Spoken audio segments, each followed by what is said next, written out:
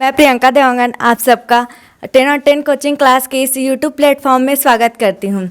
आज हम बात करने जा रहे हैं ऐसे वंश की जिन्होंने शासन तो बहुत कम समय के लिए किया, किंतु इस कम समय के शासन काल में उन्होंने ऐसे ऐसे कार्य किए जिसके कारण से हम इस काल को क्रांति के नाम से जानते हैं। सबसे पहले हम यह जान लेते हैं कि आखिर क्रांति होती क्या है।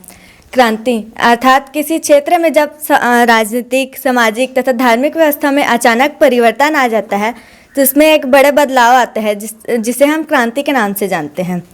खिलजी वंश, जिसकी नींव जलालुद्दीन खिलजी ने गुलाम वंश के अंतिम शासक कुमार की हत्या करके रखी थी।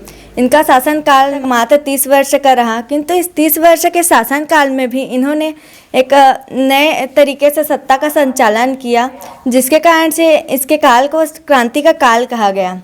चलिए देखते कि आखिर उन्होंने ऐसे कौन से कार्य किए जिसके कारण से हम इस वंश को खिलजी क्रांति के नाम से जानते हैं। इनका सबसे पहला कारण था कि इन्होंने कुलीनता के सिद्धांत को नकारा। पहले गुलाम वंश में यह परंपरा थी कि गुलाम वंश में उच्च जाति के तुर्क थे और इन्हीं का शासन पर अधिकार था, किंतु खिलजी वंश में यह इन सबको नकारा गया तथा सबको समान अधिकार दिया गया। दूसरा था इनका कि सत्ता में सामान्य वर्ग की भागीदारी।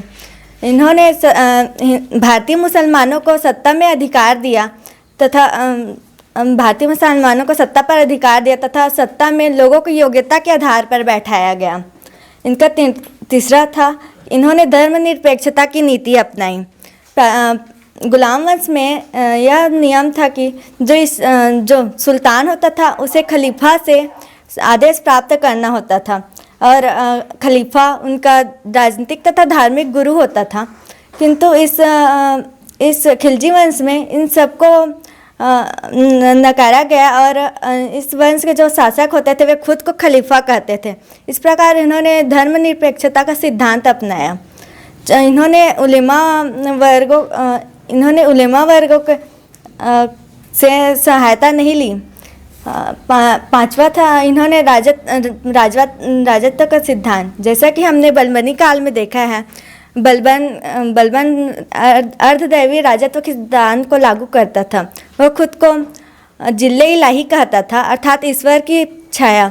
वह खुद को नैबते खुदाई कहता था अर्थात ईश्वर का प्रतिनिधि कहता था, किंतु खलीफा ने इन सबको नकारा और वह अपने काजी से कहता है कुरान में कहा गया है या सरहद क्या कहता है, इन सब से मुझे कोई मतलब नहीं है।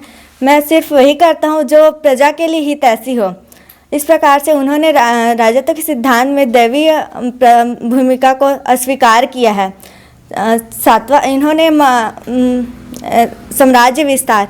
इन्होंने दक्षिण भारत में अपने शासन करने के लिए आंदोलन चलाए, जैसे वारंगल का आंदोलन, देवगिरी का आंदोलन। यह कहा जाता है कि खिलजी वंश दक्षिण भारत पर शासन करने वाला प्रथम मुस्लिम शासक था। सातवां मंगोलों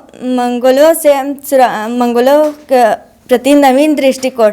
जैसे कि हम देखते हैं कि गुलाम वंश में पहले से ही मंगोल के आक्रमण का खतरा बना हुआ था, किंतु सभी शासक आए और इन्होंने अलग अलग तरीके से इनसे निपटा। जैसे बलबन ने अपनी सेना को मजबूत किया तथा दुर्गों का निर्माण किया, लेकिन जलालुद्दीन खिलजी ने अपनी पुत्री का विवाह उनसे करा दिया और एक संबंध बना लिया।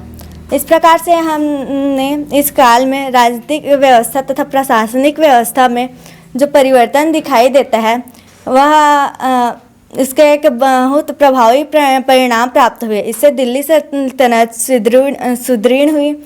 इसमें दक्षिण भारत की संस्कृति और उत्तर भारत की संस्कृति में एकता दिखाई देने लगी और मंगोलों से सुरक्षात्मक प्राप्त हुआ तथा इसका दिल्ली सल्तनत का साम्राज्य विस्तार हुआ। इस प्रकार की जो शासन व्यवस्था हमने जो खिलजी वंश में देखी थी वह उसका समाप्त हुआ तथा बलबन वंश में जो शासन व्यवस्था देखी थी उसका समाप्ति हुई तथा खिलजी वंश में एक नवीन दृष्टिकोण के साथ एक नए शासन की शुरुआत हुई। इस कारण से डॉक्टर हबीब साहब ने इस वंश को क्रांति कहा गया है। धन्यवाद।